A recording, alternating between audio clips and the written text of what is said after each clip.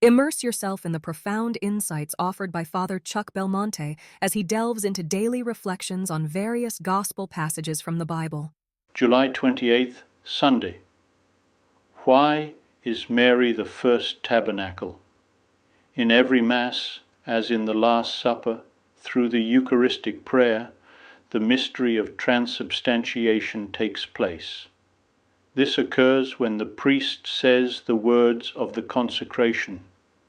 Our Lord chose to remain in the Eucharist to strengthen us in our struggle, to nourish us.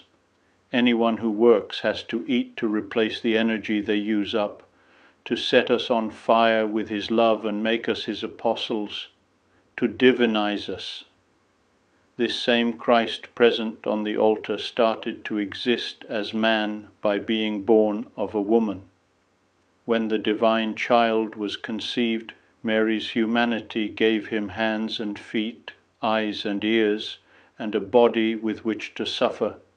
Just as the petals of a rose after a dew close on the dew as if to absorb its energies, so too Mary, as the mystical rose, closed upon him whom the Old Testament had described as a dew descending upon the earth. For 9 months he was cloistered in the virginal womb of Mary, and she passed into him everything that human nature demands for its growth.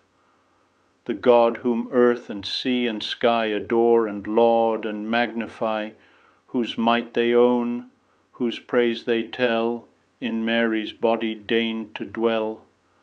O Mother blessed, the chosen shrine wherein the architect divine, whose hand contains the earth and sky, vouchsafed in hidden guise to lie, blessed in the message Gabriel brought, blessed in the work the Spirit wrought, most blessed to bring to human birth the long desired of all the earth.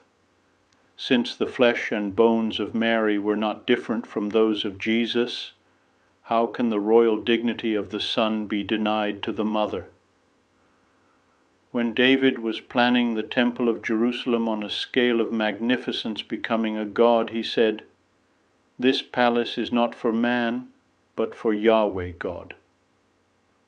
How much more reasonable, then, that God adorns Mary with all precious gifts, so that she may be a worthy dwelling of his Son, the first tabernacle of Jesus Christ, God and man.